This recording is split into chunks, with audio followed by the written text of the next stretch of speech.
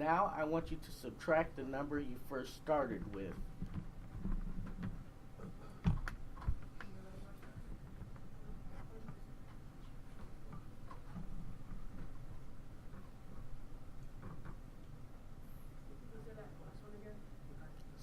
Subtract the number you first started with. So whatever number you started with, I want you to subtract that from that last answer you had. And how are you doing, Uriah? And you, Asaya? Good. I want you both to compare your answers.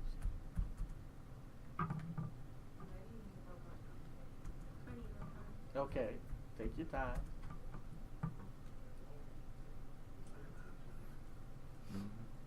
And it's okay if, if he needs help, then we give him help. That's not the issue here. What we're exemplifying is that any sufficiently advanced technology would appear as magic.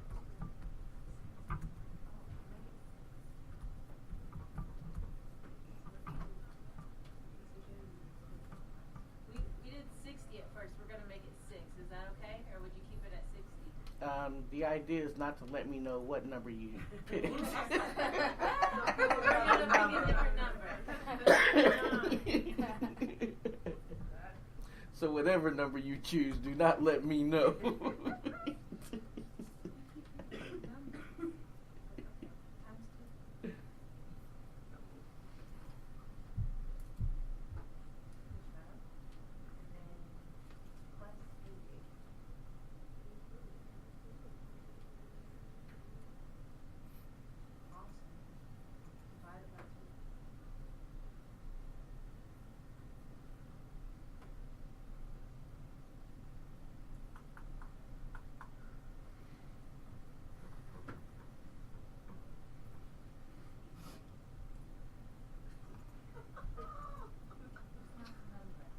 Huh? No, I know. Yeah, they're working back in. Okay.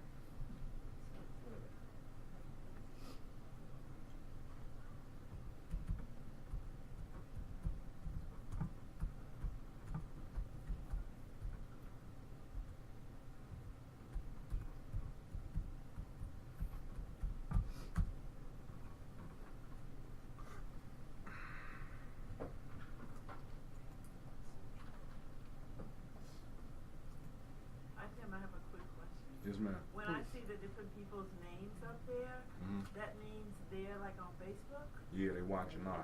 Okay. We're all good. All right. And Uriah and Asaya, could you compare your answers?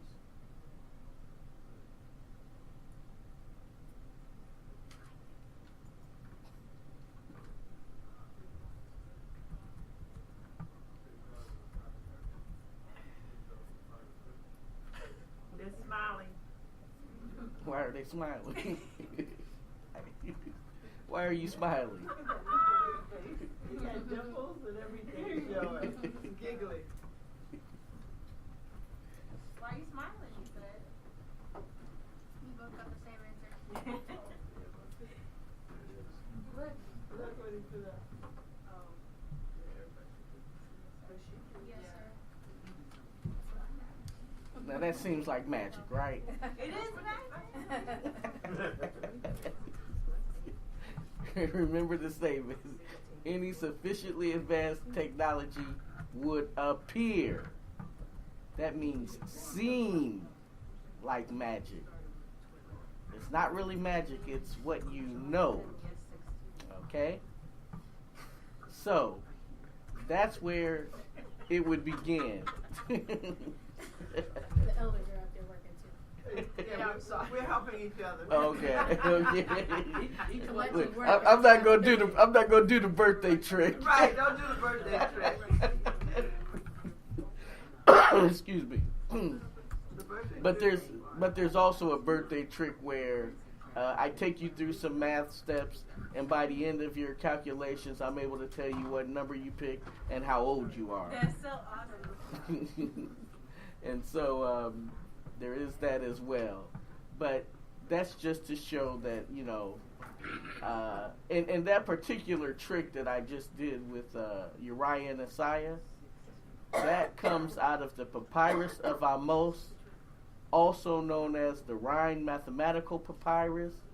It comes toward the end where they have a miscellany okay, let's tone it back a little bit, where they have a bunch of different kinds of problems.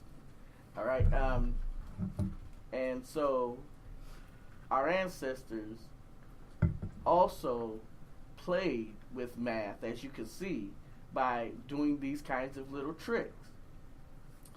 And I'm going to try to recite it again, but at the beginning of the Rhine Mathematical Papyrus, also known to us as the Papyrus of Amos, he makes a statement, and the statement goes something like this.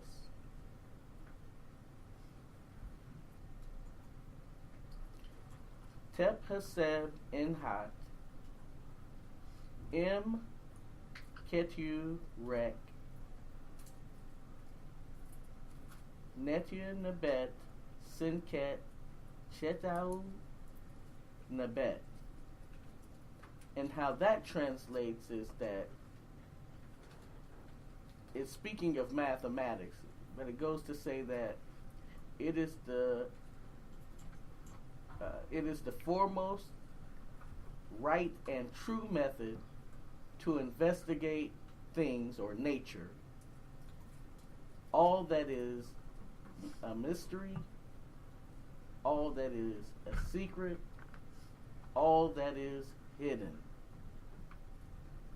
That's what our ancestors said about mathematics. It is the foremost right and true method to investigate nature. All that is a mystery, all that is a secret, all that is hidden. Now, from there, I would introduce the idea that many of us are a very intuitional people. But there are some things where our intuition falls just a little short if we're not, let's say, keenly tuned.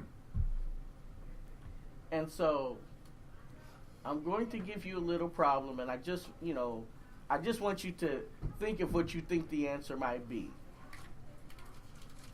Now, and this is just intuitionally, what your answer would be. So, Kwame is in Columbus, and his wife Charlotte is in, let's say, Indiana somewhere.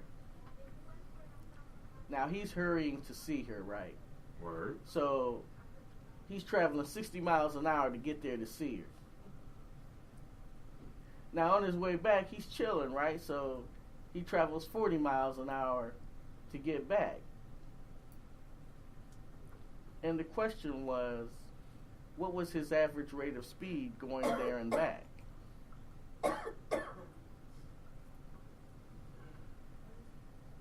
Yeah, intuition would say it again, Elder? Yeah.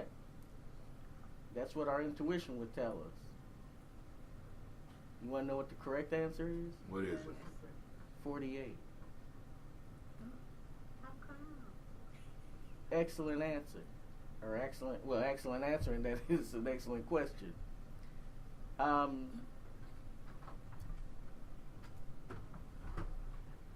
I particularly introduced this problem for Uriah and Asaiah because these are the kinds of questions you will see on your SAT and ACT and all that kind of stuff.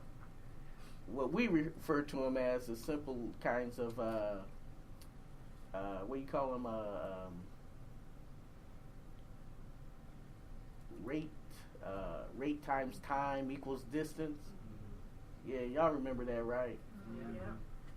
And could give you a headache sometime, but yeah. So You want to see this problem worked out? Uh-huh. All right, you want to go to the board, Elder Alona? I'm at the board. Okay. All right, man. You gonna rock it? I'm a rocket. All right, baby. Unless you prefer Elder Alona. No, baby. You know. Now, see, there you go, clowning on the brother. I'm ready. All right, so Get the board, bro. I don't know. All I know is how fast he was going to get there. Right? And all I know about the distance is that, do me a favor, babe, draw a horizontal line. That's enough. I ain't know what that And on the left side, you put a little point because that's where Kwame starts. On the right side, you put a little point because that's where Charlotte is. Now, I want you to let the family know that I don't know necessarily what the distance is, but I'll call the distance D. And the speed going there was 60 miles an hour, right? So I have, but I don't necessarily know how much time it took me to get there. So I have, using the rate times time equals distance thing, I have 60 times T1, which is the time it took me to get there, equals D. Equals D as in David or D or B as distance? D as in distance. And the equation for my coming back would be 40 times T2 equals D.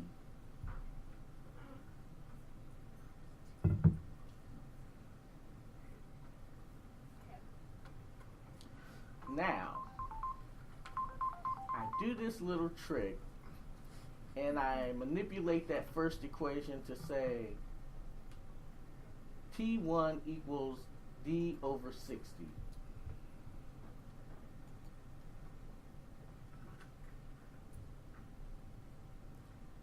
And I do likewise to the second equation, manipulating it so it reads T2 or T sub 2 equals D over 40.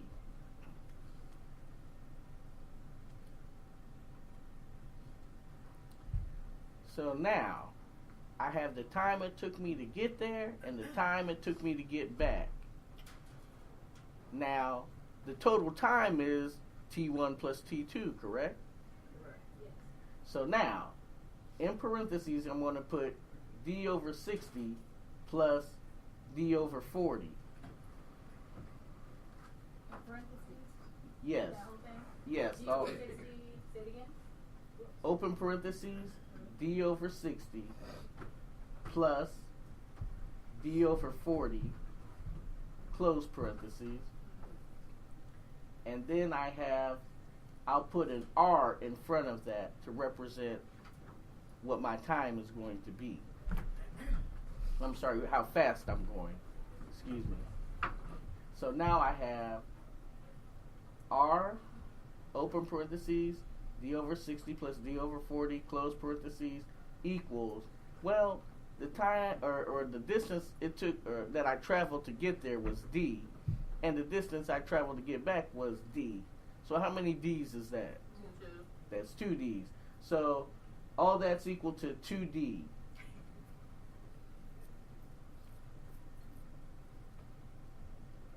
Okay. So now, I can simplify several ways, but let us do this.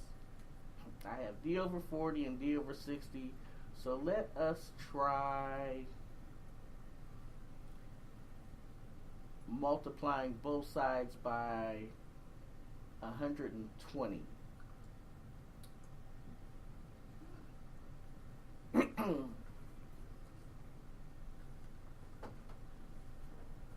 clear some more board space.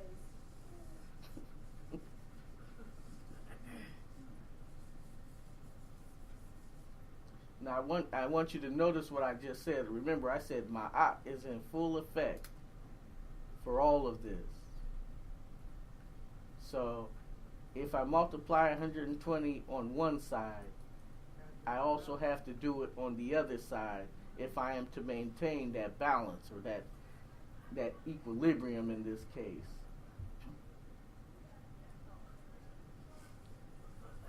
Let me know when you're ready to continue, love. Alright, so I need to take this. How do you want me to write out the equation? We're multiplying both sides by 120? Yes. So you can put R times open parentheses D over 40 or 60 plus D over 40 close parentheses times 120 equals 2D times 120. Well, the right side is fairly easy to clean up real quickly. So 2 times 120 is 240. So on the right hand side we have 240D.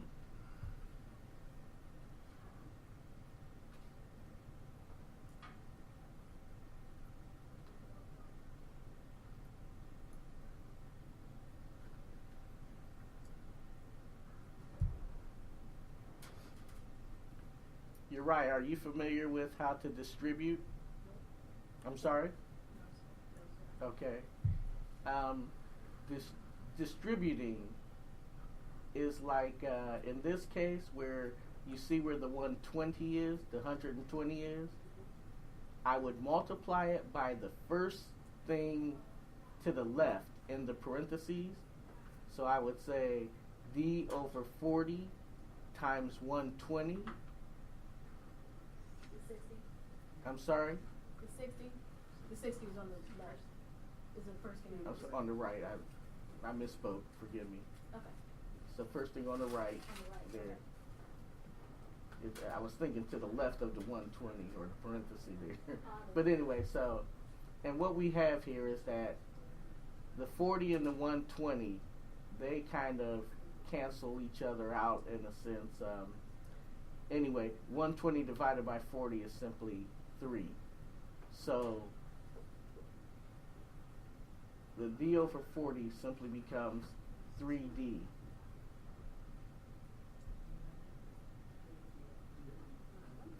And multiplying the 120 by the D over 60, well, 120 multiplied by D over 60 is simply 2D.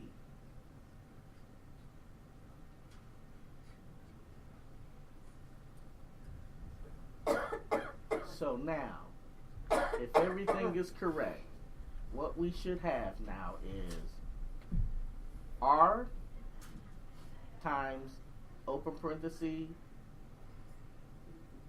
2D plus 3D close parenthesis equals 240D. Well, what's 2D plus 3D? Say it like you mean it.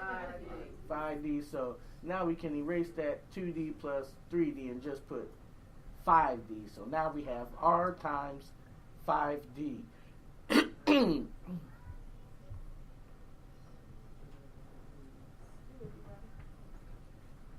And that's equal to 240D. Well, we have D on both sides of that equation, right? Yeah. So I could divide both sides by D. And what that ends up being, let's try to see if we know what we're talking about here. Who knows what D divided by D is? I heard it. 1. It's 1. So on the right hand side we simply have 240. On the left hand side we simply have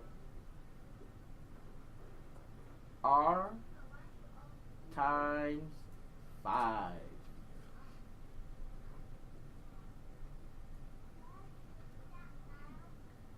So now we have R times 5 equals 240. So if I divide both sides by 5, so r times 5 divided by 5 will simply leave me with r on the left-hand side of the equal sign. And 240 divided by 5, I'm going to leave that to my wife to figure out. And That's what they for. That's what they for.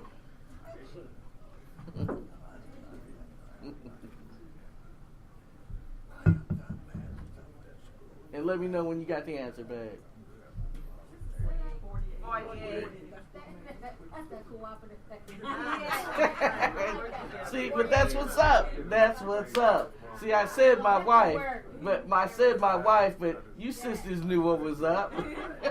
So as you see, and maybe it's not so plain to see until you've had the experience of working more with rate times time equals distance kinds of problems. But this is something that you'll see later. And I'm introducing it to you sooner than later.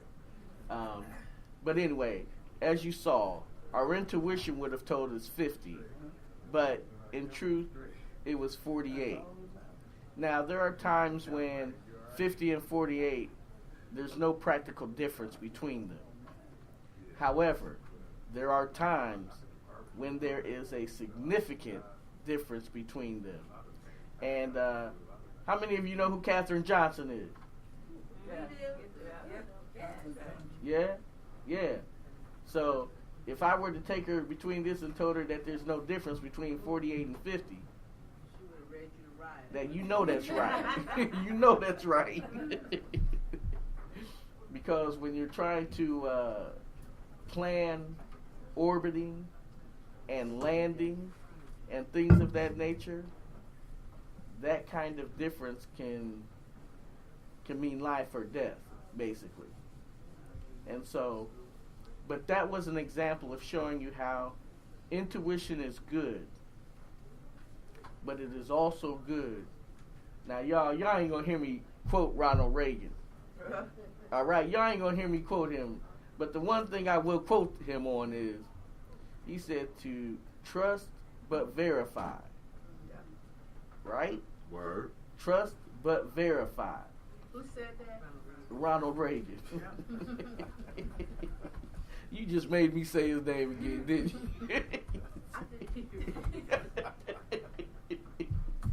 All right, so yeah, that's an example of how our intuition might fall short in some cases. Now, I'm going to do one more thing of showing you how when you start off with something false, you can almost come up with anything being true. So bear with me, y'all. You ready, honey bunny? I'm ready. All right, so we got, put up there A equals B. 8 equals B? A as in anesthesia. Using those big words. That's that girl around the corner. Anesthesia, man. Come on now. We must be in the hood. So you got A equals B. Okay. Now, how many of you would ever suggest that anywhere I see an A, I can just automatically substitute a B in there for it? There's all kinds of text. Bingo! Come here, woman. I want to kiss you. And now why Charlotte up at the board, man. Right. Context, yes. Context is everything. So let's say I write Elder Alona's name on the board. A-L-O-N-A. Would it be cool to substitute a B wherever I see an A? No. Unless we got agreed upon code. Right. Unless you're writing in some kind of code or something, then not appropriate. Well, in this we're taking this at face value here. And when we take this at face value, and we suggest that A equals B, then we're going to show you what kind of fun thing can come out of A equals B. So I want you to multiply both sides of the equation by A. So multiply A by A, and so family, math is a funny thing, and it kind of makes you behave in a certain kind of way. So I'm going to tell my wife exactly how I want her to write this. So when you write this, you put A to the left of A, and then you have your equal signs after the second A. Yes. And then an A, and then B.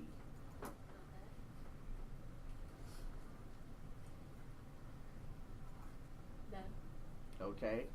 Now, again, family, this is a strict kind of math thing. It has something to do with the commutative property, for those of you who know, but not in all maths do the community property work. So in other words, 3 times 4 may not necessarily be 4 times 3 in all math expressions. Okay?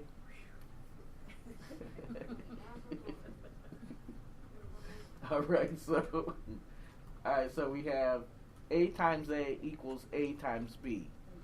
Right? We multiplied A on both sides, right? So it should still be equal, correct? So let's simplify that left-hand side. Rather than saying A times A, we're just going to simplify it and say A squared. So A squared equals A times B.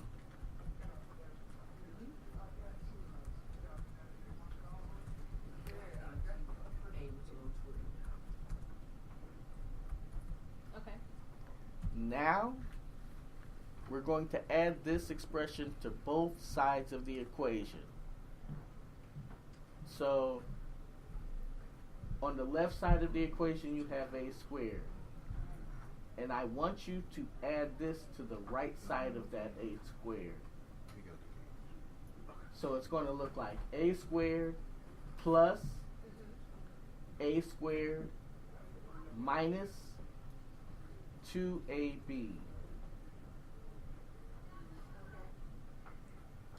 And then, on the left side of the equal sign,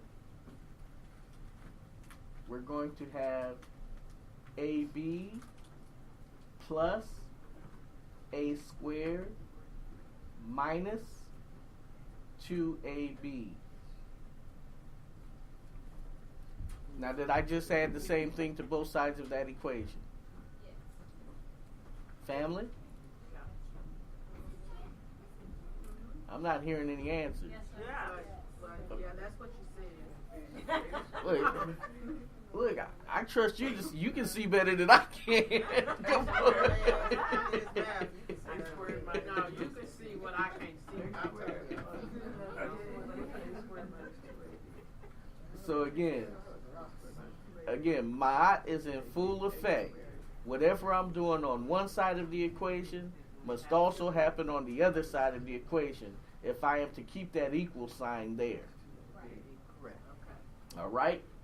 Now we're going to simplify the left-hand side a little bit. A squared plus A squared is how many A squares? 2. So just write that as 2A squared. So now we have 2A squared minus 2AB on the left side of the equal sign.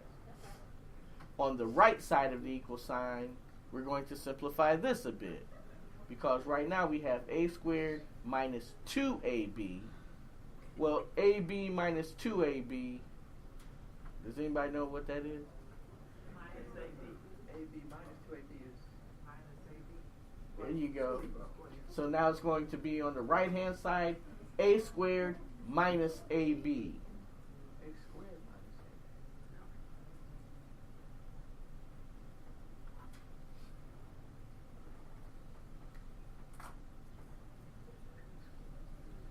So now, Honey Bunny, Yes, dear. you remember how to factor out a 2?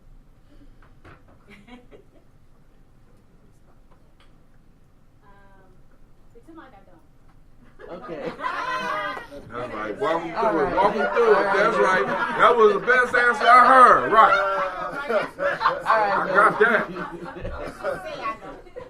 All right, so the left-hand side becomes 2, open parenthesis, a squared minus ab. You ready? So you got 2, open parenthesis, a squared minus ab, close parenthesis, equals a squared minus ab.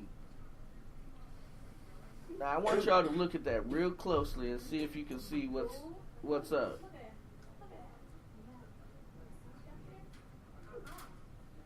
Anybody see anything that's somewhat disturbing? It's out of balance, right? But everything we did, what we did to one side, we also did to the other, right? Well, I don't. If it's not balanced, how could we?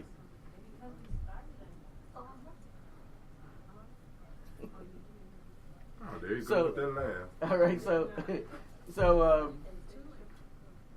all right, look, okay, so if you have an idea of what you think is wrong with that, what you see there,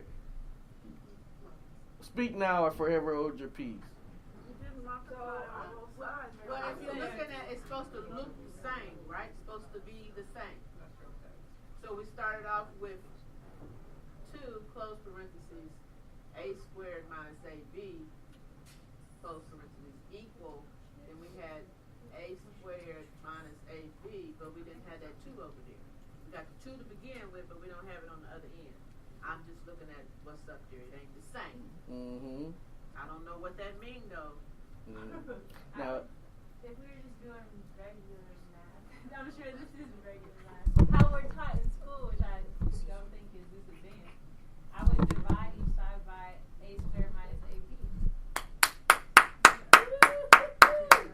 That's regular math. all right, so if we divide both sides by a squared minus ab, let's start with the right-hand side first. A squared minus AB divided by A squared minus AB. What's that going to be? 1. That's 1. So put a 1 on the right-hand side of the equal sign. The right-hand side. Right. And now we're looking at the left-hand side.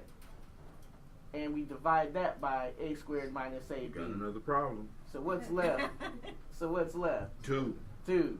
So what do we have, family? 2 equals 1.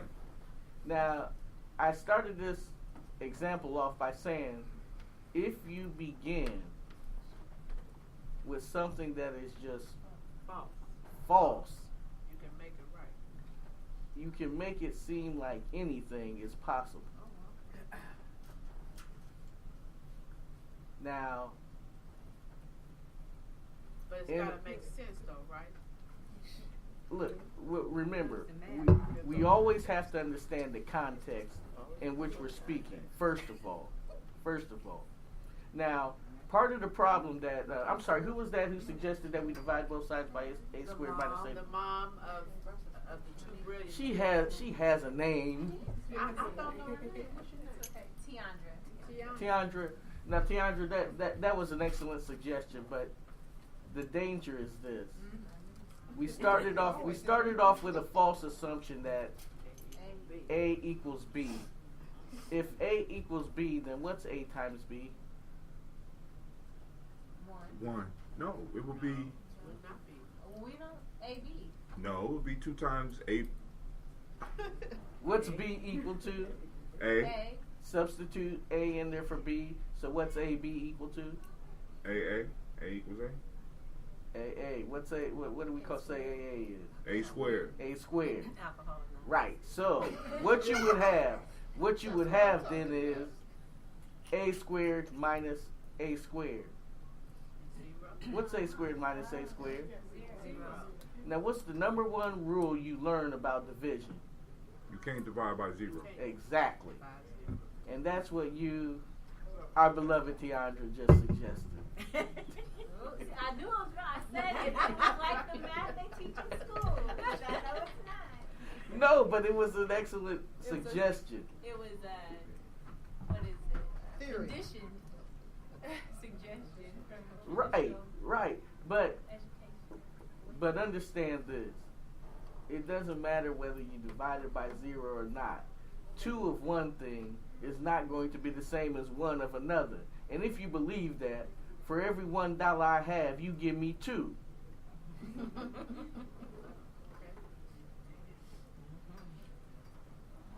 And who wants to take me up on that, by the way? All right, so that is an example again of how if you start off with a false assumption or something of that nature, then you could almost say anything and convince somebody of something just absurd. Okay? Uh-oh. I sense a conversation coming on. No conversation here. Excuse me. All right, so we talked about. Okay, so this is where we get into some of the basic ideas behind what I refer to as proof techniques in math. So, could I have 2 elders come up here, please? To my left. 2 elders, Those 2 elders. Those Come on who now. are capably mobile. Get up there. You Elder close. Barbara, Yeah, she make me look good too. One on each side. Yes. Surrounded. Yes. Okay, so family. If I say that either who's on this side? Barbara. Okay. If I say that Elder Barbara or Elder Phyllis are elders in the Tawi family village, are we going to have an argument about that? No. All right. I need you to come over here. Brother Hatim, or no, not Brother Hatim. Who's a young person here? Where's Shamar at? Right here. Come here. He's You working got the camera? camera. Okay. Are you free? Who's Yeah, free? I'm free. I'm free. All right, come up here, bro. Tatiana? Tiandra.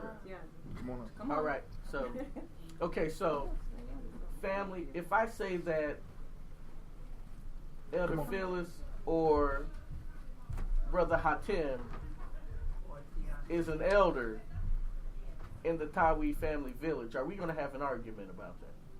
Yes. I love it. See, this is why so many of us get into problems, because we don't understand the logic behind the language.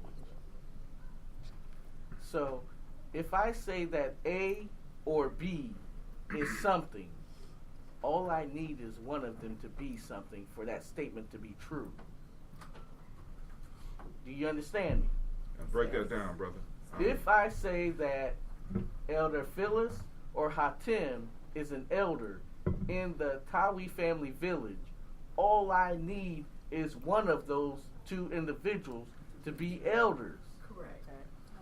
We use this in math all the time, where you'll throw out something bogus, or not necessarily throw out something bogus, but all I have to do to make that statement true is pick an elder in the Tawi family village, and then I can pick a baby. And because I say the baby or the elder is an elder, you guys get distracted by the baby. Right. And that's, of course, referred to as Pickle? a disjunction. That too. That too. Okay, so now, if I were to say, well, I mean, we already cleared up the first one. The first one was what was referred to as where you have both that are true. So when I said Elder Phyllis and Elder Barbara, either Elder Phyllis or Elder Barbara are elders in the Tawi family village, you guys jumped on that immediately. Yeah, that's true. You were thinking it's true because both were elders in the Tawi family village. But remember, it only takes one. Now, I'm going to change that or into an and. So if I say that Elder Phyllis and Hatem are elders in the Tawi family village, then what's wrong with that statement? It's untrue. And why is it not true? Not elders. Right. So that means that when I'm saying that both are, it only takes one to prove that statement wrong. Again, this is the math logic. And this is why, again, a lot of us get in trouble when we take the meta lecture with Banachi. Because he insists on this understanding. And some of us, well, you know, we do what we do, right? Kwame. Yes, ma'am. One of the things also is that we don't listen. Absolutely. That's our big. Absolutely. We don't listen, and that's one of the things the meta nature eats into. Gotta listen. I mean, we learned when we first started it that, you know, Sejam. Gotta listen. That's not what I asked you. Right, right. And there's a difference between listening to comprehend and listening to respond. There you go. There you go. Well said. Well said. All right, so we talked about the idea of the or. We talked about the idea of the and. Now, the next few statements can get somewhat involved, but just suffer it through. I'm not going to torture you guys much longer, but I'll just cover this. So, the so-called if-then statement, right? The conditional statement, and it's a curious. It's curious in terms of how you deal with it, quote unquote, philosophically, and thus mathematically. What do I mean by that? So, if I say, if my grass is wet, it rained last night, is that a true statement? Not necessarily. No.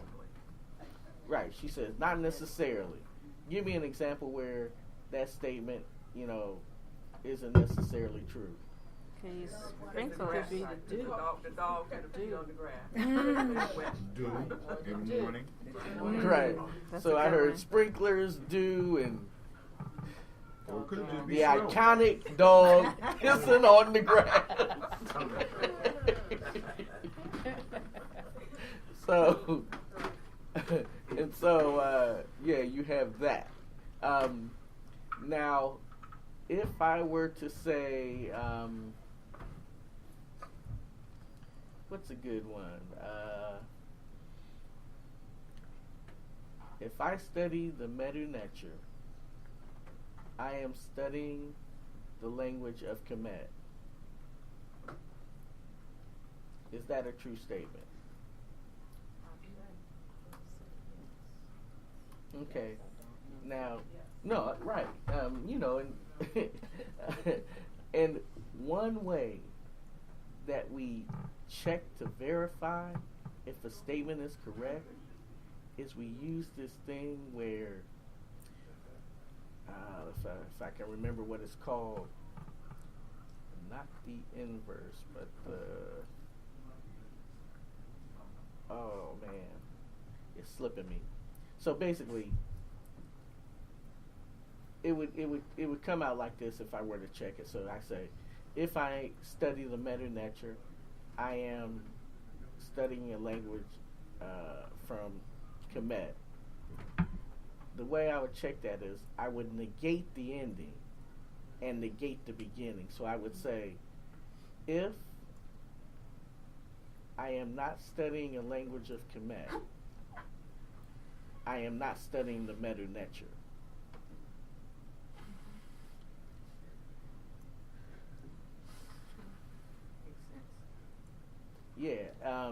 And Well, you know, yeah. I have a question. I hear exactly what you're saying, but I don't understand.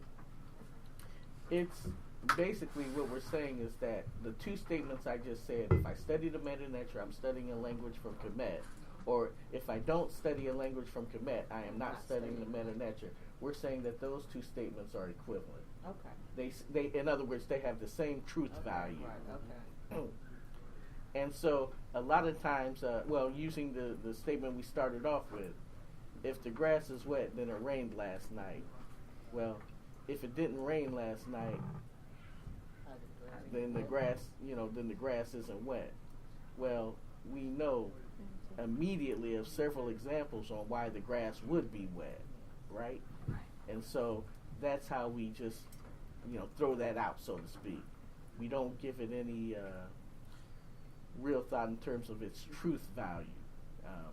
It just doesn't measure up. So that, again, that's an if-then statement. And how we doing on time? Bruh, we own the building.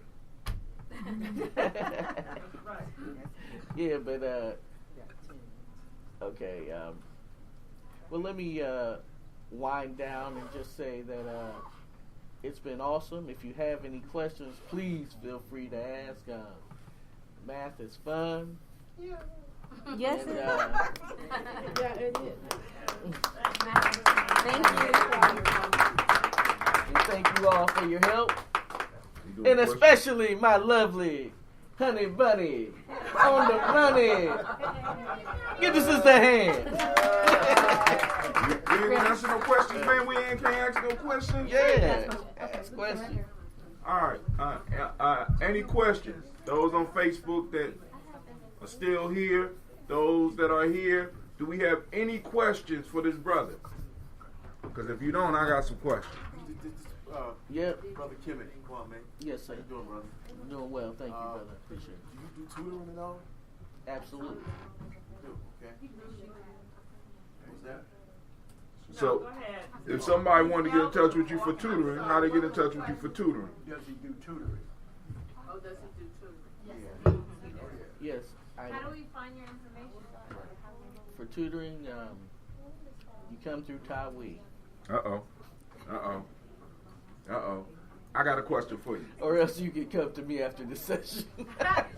What you doing, big head? But I'm a middleman, right? Either come to Kwame or if you lose his number, if you have mine, you can always call me and I can put you in touch with you.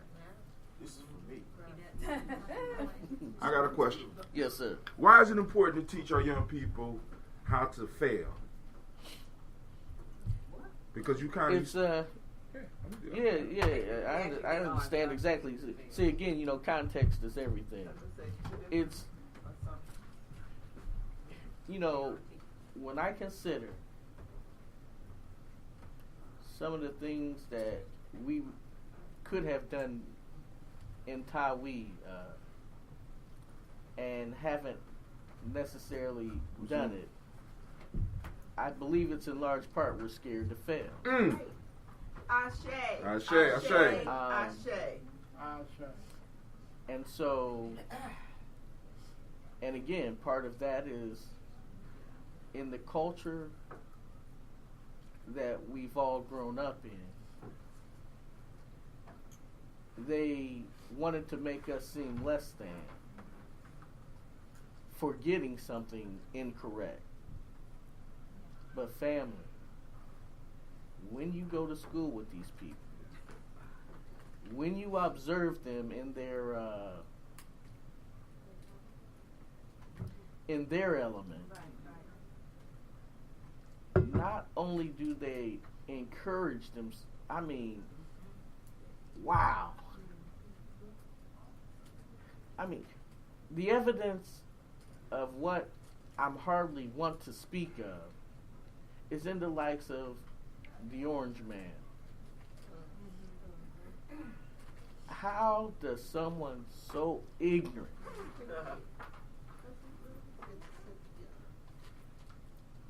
I mean so ignorant get to the places where he's been? Get to places Yeah, we dialogue. Back and forth, please. We spoke with you last night, Elder Emily Bailey. Yes. Brought you up because I was trying to understand all the events, and she was like, you know, very brilliant, intelligent, and somehow we talked about education, and in the European ways, everybody wants to know what your accolades are or what you've accomplished in order to determine whether they'll listen. And I just decided to, in my traditional education, I was in medical school, because after so many degrees, people assume because I've paid for letters and a piece of paper that I understand or I have some type of wisdom or knowledge, but that's not the case. And so, especially when it deals with medical education, and we go as it involves our well-being in our temple, in our livelihood, and we believe that because this individual is a doctor, right, a practicing doctor, that they actually have the information for us to get well, but that's not necessarily the case.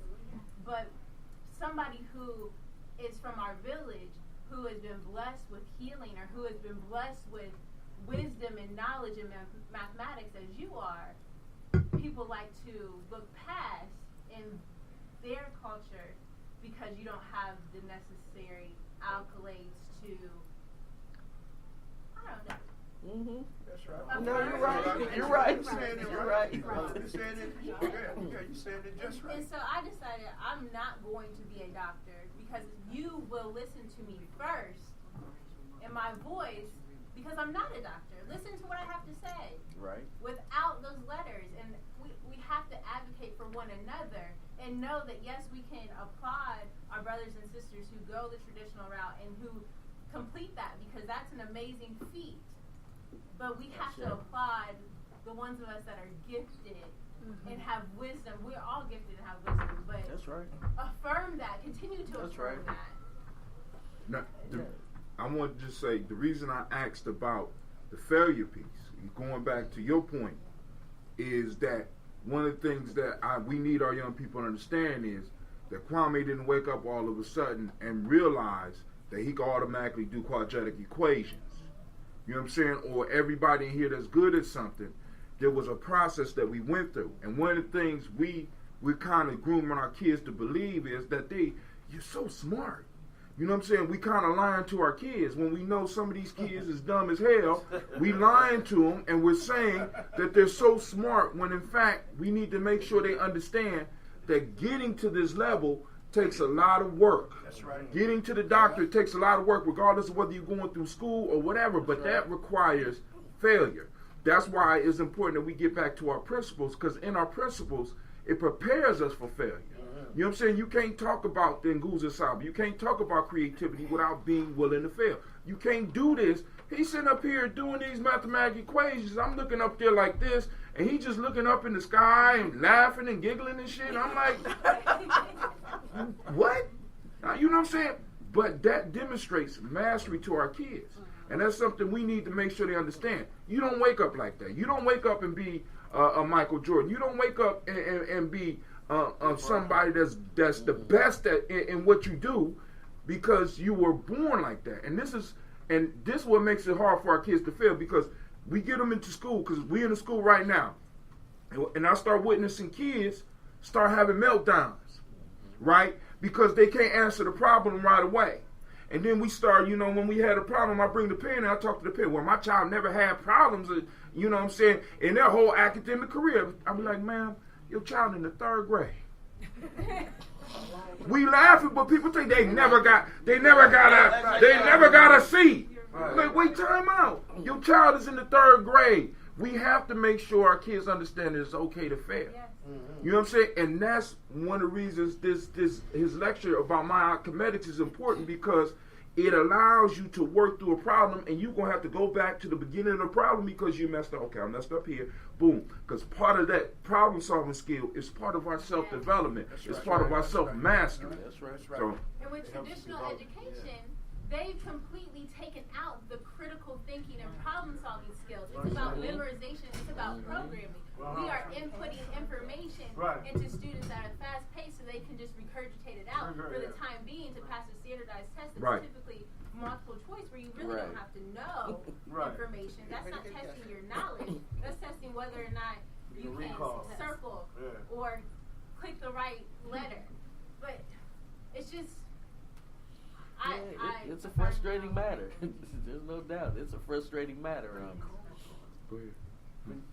When I hear that, you know, the thing that really sticks with me is that failure doesn't mean that you are failure. You know, that's the key for me. You know, because you know, by me as coming up in the public schools, even though I didn't meet the criteria of what was in my family, because everybody in my school, you know, my reading wasn't as good as theirs, but my thinking was faster than theirs. I wasn't thinking on the level of them. So when you fail me a grade or something like that, I wasn't comfortable with failing. You understand? See, we have to make sure that our children are not. You failed this test doesn't mean that you have to fail every test. You understand what I'm saying? That's right. So when I gravitated to boxing, you understand? Do you think that I've never been knocked down? Do you think that I've never got caught? So when people would see me at a certain age, because we wasn't released out of that cage, but for 3 years of fighting, we wasn't allowed to fight, you know, openly. But by the time we got to that development, like in a dojo, you understand, when that pain comes great, because you think, I didn't get that move off. You understand? Next time you'll be able to identify with that move. I see people that come out of colleges that went through 4 years, came out academically high, but they're scared. Tell me, why are you scared? And they just educated you. Huh? Because it's foreign to them going into this system of white supremacy, first and foremost. To answer the question that you posed, Kwame, of why is certain people sitting where they're sitting given their ignorance and absolute stupidity. Right. But it goes to a principle that we need to understand, and it dovetails into what you were saying.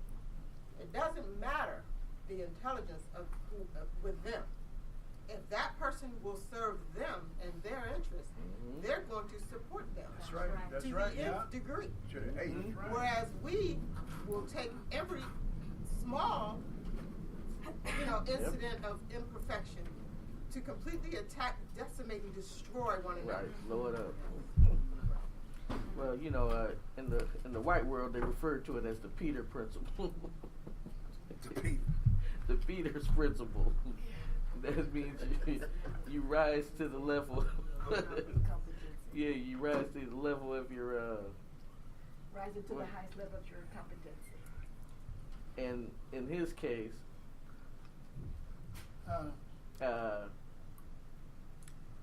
I couple. I'm sorry. When I went to school, I was good on everything: reading, writing, spelling, and everything except mathematics. I was good on everything, but that was it. It was mathematics. So I wasn't a failure. So I got passed on what I know. Brother Kwame, what I found out, because I'm a substitute teacher, and what I tell the students that you have not been taught math properly. That's why so many of our children say, I don't like math. My next question is why? They can't come up with an answer. Then my reply is, because you haven't been taught math properly. And I said, that's the key. So at the school where I am, a lot of the students, they can't do algebra. And I tell them, I don't do algebra, I do business math. But we have a brother there that's the in-house sub-teacher, very good at algebra. He can break it down to where those Caucasian teachers refuse, and I mean refuse, to break it down. He can break it down in like 5 or 10 minutes. They know what they're doing. I have one young lady told me she didn't have a math brain. I told her there's no such thing as a math brain. Math brain. But what I did suggest to her was, and this is true, I asked her, because she's an African American student, I asked her, ask one of the African students, asked her nicely, and if they refuse, you go to the next one. So one did refuse it. The second one sat down and broke it down to her. Within 5 minutes, the girl could do every last one of her problems. And I tell parents all the time, too, because I tell the students, do not go to the school and tell those teachers, I do not want my kids on their cell phone. Because in our schools, Commonwealth Public, in our charter schools, the kids can have their cell phones on with the earplugs on. I don't allow it. Right. I don't allow it because, like I tell the students, if you have your earphones on, you can't hear what the teacher's saying, so you haven't learned anything that day. And that's it. So they know when I walk into that classroom, the first thing they do, the boys pull up their pants and everybody take the earphones out. It's allowed in an education setting. It's allowed. It's allowed. Yeah, it's allowed. Yeah, because we got every last one of our students got Chromebooks. And that's another thing I don't understand either. Just at the school where I work, they have Chromebooks, but a lot of parents don't know. The young parents don't know. The students don't have books. Mm-hmm.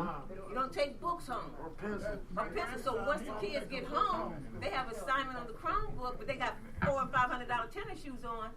They don't have a computer. Right. Or internet access. So there's a lot of problems that our parents need to get together on. Now, Elder Brother, Right. $400 or $500 pair of shoes, no computer. Okay. A couple of days, this is Ella Alana, a couple of days ago, and it, just for us to think about, I had a conversation with Brother Wakasa, Bible Wakasa. And we were talking about the difficulty I have with one student in tutoring. And he offered a really great suggestion, and I just want us to think about it. He said, come up with a grand success story of that student in your mind. Mm-hmm. Put a story in your mind of how you see that child in the future succeeding. And have that. He said, because you love her, you have a story in your mind based on her behavior of how she's going to fail. Mm-hmm. And that child can pick that up. Yeah. Have a story in your mind, Alana, of how little Miss Key is going to succeed in the future. When she does some of this stuff that she does, then if you know she's going to succeed and you can visualize her succeeding, you will say, okay, I understand. However, let's move forward. He said that will help me change my attitude, and the child will pick up on that. Mm-hmm. That's true. I thought that was, for me, that was good, because I struggle with one child. And Kwame has heard my struggle. Kimba has heard my struggles. I can't even get in my car before I'm calling one of them to say, what do I do? But I thought that was a good suggestion for us to have success stories in our head for our children. Some of them, you know how, you have that story. But the challenging ones, so often we don't. And I thought that was just to throw that out at you guys. I don't know what you think about it. Shoot holes in it. Tell me I'm going off in the wrong direction. But that is something that he suggested, and I thought it was good. I think that's a good idea. Just to go with what Hatem said, rather than to tell our children that they're smart, we should tell them that they're capable, that they're able, that they can. That but they still have to do the work, right? And put in and go through the process and acquire the knowledge and the skills, and the abilities. But baseline, the capability is there. Elder Barbara had said that the teachers would refuse to break it down, and I'm convinced it's because they're not confident with understanding how to do it. So. For me, back to medical education and that whole arena, because I feel like that's very important. When you go to your doctor or your practitioner or whoever you go to see, if you seek that counsel, a lot of times when you ask questions, they start to respond emotionally. Because you're challenging their authority. And they don't know. Because they haven't been taught to understand. And I know there might be some physicians in the room that were taught very well and have done it on their own, but the education information that our students are receiving goes back to not having that critical thinking and problem solving. And when you try to memorize information and you have a person sitting in front of you and it doesn't look like what it is in the textbook, it just doesn't work like that. I'm gonna bring up something. It's your wife. Hey, how you doing? One thing that I see as a teacher in the public school system, and it's very frustrating to me because I teach at the 7th grade level, 8th grade, and I teach high school and I coach. What I'm hearing everybody say is, one, people have gifts in different places, and we should foster that gift. But where you're not gifted, there's a tenacity that lacks. You don't have the you don't have the mindset to have the tenacity to get at the math because you don't like it. You just shut down. Mm-hmm. I'm in the education system. I teach PE. Now you think in PE this is play, this, that, and the third. So even in a simple game situation where everybody's having fun, somebody gets out, they cheated. Or somebody loses, they cheated. I ain't playing no more. Well, how about, okay, you lost that round or you didn't win. How can you learn from what you just went through to be better? So there's this particular game that everybody just goes bananas when we play it. No, not that.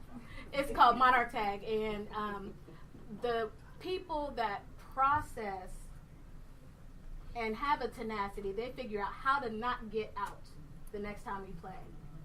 And the people that don't have that tenacity in them, they'll just, I got out again. I don't like this game.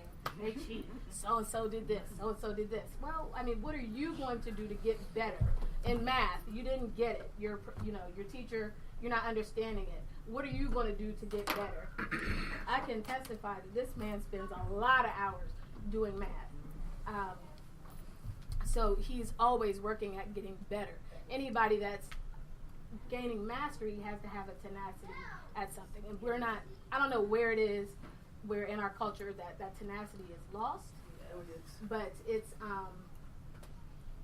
not there like it should be. Our children lack, a lot of our children lack the tenacity that's needed to be successful and be well-rounded. We can have tenacity to play that game for 5 hours, but when you ask them to go ahead and write this essay, well, I don't feel like it. That's doing too much. So that's too hard. That's too much. Well, I mean, so pushing our children towards excellence, you have to. They have to know that everything's not going to be a passing grade. Right. You're going to have to fail, but that's a part of the process of you growing to get better. Mm-hmm. And I coach varsity sports at the high school level, and it's a real challenge to get our girls to step up to be better than good. Good is, good is good enough, and good is the enemy of great. Part of that comes from they ain't being taught about improvement at home, and then you got a situation where it's a single parent or if it's both parents, the other parent ain't agreeing with the other parent. You understand? I go through that a lot at home myself. Okay. So I'm saying I could be teaching the proper way, and the other one not teaching the proper way, but it becomes an argument. So the child is frustrated. You know what I'm saying? They don't know how to see, and they looking like they don't decipher the true way of learning. Right. A lot of these parents, they lost the way. It ain't the child. The parent lost the way. That's true. You know what I'm saying? So it got a lot to do with what's, like me and her were just talking earlier. It got a lot to do with what's being put into you at home. And the parent got to foster that before a teacher can foster it. Actually, the mother is the first teacher of the child. Right. I have to tell a lot of people this. When I'm out with the final call, I got to tell a lot of these women this. Because a lot of them lost. And it's real messed up. Because it's like man versus machine. It's this technology that's destroying these mothers, these fathers, and these children. You understand what I'm saying? Yes. Technology, shall I say. That's a big issue. Yeah, it's a challenge. You look at the school supplies. You look at the school supplies now. We got a lot of this. Yes. They don't have to get up, go use the remote control. You ain't got to get up, turn the TV no more. You lazy now. Cell phone. You don't got to get up, go get the phone. I mean, it's just a lot of laziness now. So. But now I would challenge you on that. I would challenge that because I'm gonna say this. Because sometimes I hear out of us coming some of the same talk that I heard when I was young. You know what I'm saying? How many people here use lighters? Use what? Lighters. If you want to fire, how many of y'all use a lighter? That's being lazy because you too lazy to go get the goddamn stone to do it like that. You know what I'm saying? So, box matches. How about that? huh? You know what I'm saying? Oh, see, even with the lighters, it was matches. How about cassette tapes? How many people use CDs or MP3s? You know what I'm saying? Or you could be the dude with the Apple hat that still got the 8-track in his car. You know what I'm saying? So we got to understand that technology is like we're making the choices, and I want to go back to what the sister said about the stories, because this is a critical piece that we don't cover. Now, this is why I do folk tales for grown folks, because I want to have real talk with grown folks about the importance of stories. We look at these fairy tales, we look at these folk tales, and we think that they was created for kids. They were not created for kids. They was created for us, so that we can have the stories to shape our reality. You know what I'm saying? So now, and I'm going to ask you this. Do anybody remember when they went after Osama bin Laden? What was the main thing they was trying to kill with Osama bin Laden? His narrative. If you listen to, we got to kill the narrative. They didn't care about killing him. They wanted to kill the story, because it's the stories that gives us the blueprint on how to live our lives. It's the story of Jesus. It's the story of Muhammad. It's the story that comes out of Kemet that shapes and molds our lives. So when we start taking control of our life story, and we start taking control of our children's story, and we start taking control of the stories we tell ourselves, we take our power. Right. And now we tell one another, because it's not, we can say all day that the parents aren't helping our children, are feeding into our children, but what are we enduring throughout the day, especially if we don't work for ourselves or within our community? If we're out there all day within the community that was not created for us to prosper, how in the world will we have a cup full enough to pour into our children when we come home at night? But we have to. This is one of my personal frustration. I listen to the talk, and we talk about, how the white folks do this, but we have the same, we talk negative about ourselves. That's right. Listen, how many negative things have we said? The mothers aren't doing this, our teachers aren't doing this, the children are, we're going to the lowest level rather than looking at the successes that we have had as a people in spite of it all. Say that. And we need to speak of our success more often. Our children need to hear us talk with pride every day about, okay, you got 2 F's, but you got a B and a C. You did good, and we're going to work on this. We're going to give you 2 to work on this F. But we always go and we beat them down because of the lowest thing. We as a people, we don't have for ourselves. Yes, we do. We have businesses. We are lawyers, doctors, Indian chief. but we don't sing our own praises. And we need to do more of that. We need to talk more positively about ourselves on a daily basis. I'm sorry, what's your name? Isatu. Now, what she just said, Wakesa has been trying to get us to take that up. I know the last meeting we had here, I brought the meeting to a stop because I was done with listening to us beat each other down. I said, let us talk about where we're succeeding. I mean, the fact that we have this spot right here is a big success for us. And then the question becomes, so what are we going to do with it? Turn our success into more success. I mean, we've pulled off one of the best Kwanzaa celebrations, I might say, in the nation. He say might, I say we did.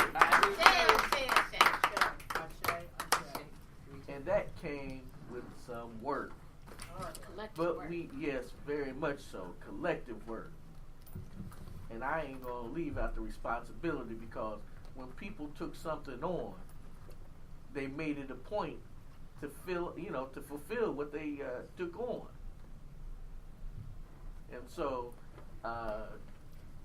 Speaking of which, okay. We want to thank this session. This has been really, really good. We want to continue this conversation, but we also want to close right now. We want to have a closing circle. Then we can continue our conversation. Probably some food in the back or the front or the cafeteria until our next full session begins at 2 o'clock. 2, correct, Jim? Or any other instructions? Oh, are there any announcements? I want to put one thing out here. Are there any announcements? Oh, God.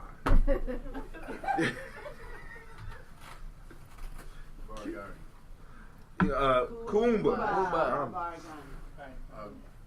first of all want to thank everybody here, especially for giving me the Kujijagali Award. I thought that was... You missed the $10,000 though. Well, that's more important than $10,000 because it came from the community. I just wanted to make an announcement where I want to have a conversation about how we can carve out a bit of land here in Columbus to create international market district, in which we're working on that in the Linden area. Our community is becoming more and more international, and I think one thing that we fail to see is it's not white and black anymore. We're more international. And I think we need to embrace that and start to build on that, how we can create collective work and responsibility, cooperative economics, how we can use the Nguzo Saba as a way to sustain ourselves.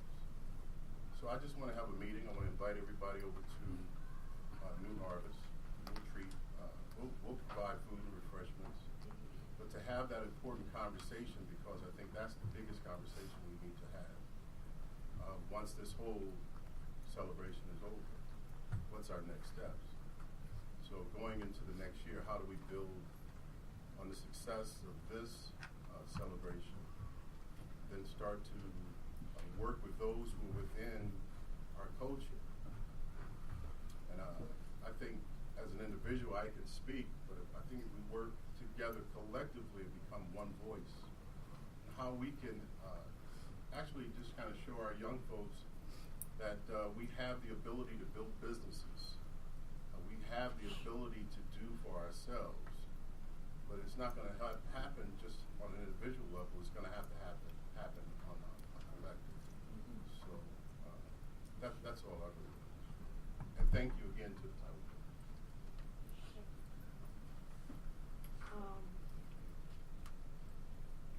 Okay, we're going to close. One thing I wanted to put the name in the circle, and that is for Elder Margarita. We need to really send some positive energy to her. Elder Margarita has been in the hospital since December 4th. What? Wow. She right now is at Ross Heart Hospital. She was at OSU East. She moved to Ross Heart Hospital a week ago. And so we just need to send real energy to her. If you want to call, you don't have to have a room number. They go by her name. Because when I called, I gave the room number, and they said, I need her name, Margarita Glenn. Is Margarita? Glenn. Glenn. L-E-N. Okay. Okay, with that, let's have our closing circle, and then we can continue our conversation. See if we got a little bit of food around. Go from there. Give your arm a break. Yeah. Let me tell some people off real quick. Make sure we come connect over here. Connect over here with the... Make sure we connect over here. Over here, man. Well, you good. Back up. All right, family. I'm noticing you not here. I know. I'm taking names. I know who's not here. Good now. All right. Peace.